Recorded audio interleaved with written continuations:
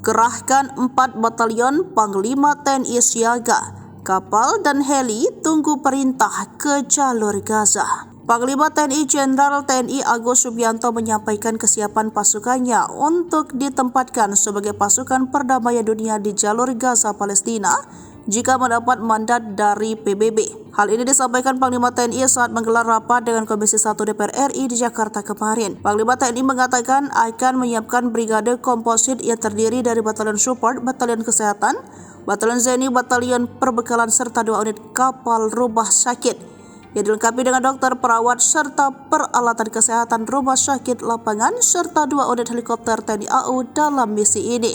Kapal yang disiapkan adalah KRI Dr. Rajiman dan KRI Dr. Suharto, karena kedua kapal tersebut mampu memberikan perawatan bagi masyarakat yang terdampak konflik.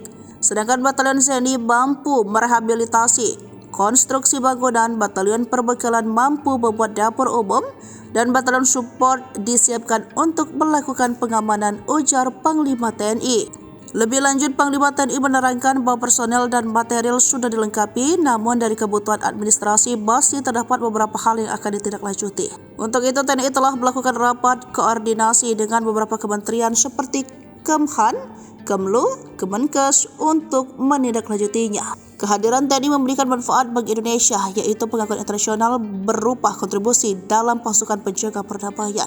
Juga merupakan wujud dari penguatan diplomasi sesuai dalam pokok kebijakan Panglima TNI 2024, yaitu TNI yang prima pungkasnya.